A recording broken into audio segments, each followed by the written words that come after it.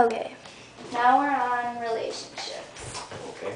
Alright, so when you were younger, did you go on a lot of dates? Yeah, I started dating secretly because my parents didn't want me to. I think when I was 14, because I was a dishwasher then, and there were like bus girls and stuff like that. So we'd all go out after work. We'd walk home and stop at restaurants along the way for dessert, snacks, and stuff like that. Were you in a lot of serious relationships? No, probably 2 throughout my whole life. Well, when and where did you meet Aunt May? I met your Aunt Mary back in 1984 at a common friend's house. We were watching a football game. And she came downstairs and caught my eye and we started talking, and then we ran into each other a few years later on the 4th of July. I'm embarrassed to say at Maywood Racetrack. And that's when we started dating. What made her different than the other girls you dated? Your Aunt Mary is a very intelligent, tenacious woman. She can be very determined when she sets her mind to something. Like, you know how that goes. Yeah. She has a quality of, I don't know what, perseverance. Yeah. She has stick-to-itness. Like, if she decides she wants to do something, it doesn't matter if someone says, you can't do it, it's too hard, or it's not worth it. She will do it. She will get it done, and that's a very good quality. What made you guys stay together for so long? We really are kindred spirits. We're a lot alike, which causes a lot of the problems, but it also, you know, it makes you bounce away, but then it draws you back. So it's like a wavy relationship. Yeah. How did having Laura affect your life? Oh boy, it was probably the best thing that ever happened to me. It taught me a lot about responsibility, and then Laura's exotic health problems. Yeah. And going down to children's, like, you know, is very enlightening. You see that no matter how bad you think you have it, there is someone who's got it worse.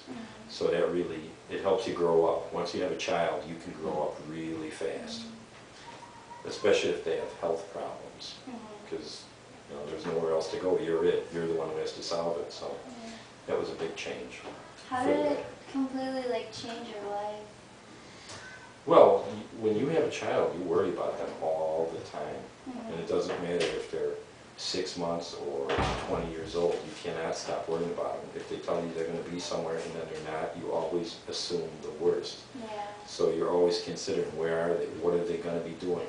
What's the worst thing that could happen to Laura if I let her go to Florida this summer? And if something does go bad, can I be there to solve it? Those are the type of things you have to learn to do. What kind of relationship do you guys have? Laura and I think it's pretty good, pretty open. I really enjoy her company. It's great when you guys are around. You guys seem to be older than most kids your age. You act more adult-like, so it's really easy to hang out with her. Okay, future questions. Oh wait, one more, sorry. Who would you say is the closest person you right now in your life? I would have to say it's a tie between Mary and Laura. It's easier to be honest with your children, I think, than it is to someone you consider your equal. Because children don't judge you.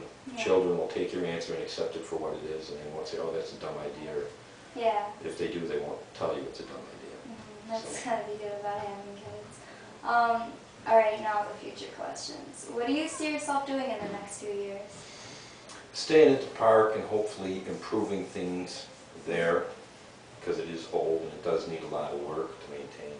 So you think you'll still be at the park in like 10 years? I hope that I'll be at the park in 10, 20, 30 years. I hope I'll die there, and I hope you guys will bury me somewhere in there. What do you think is gonna like happen with it, like with all the financial stuff? Like, mobile home parks should get more popular because they're a much cheaper and better way to live than a house or an apartment.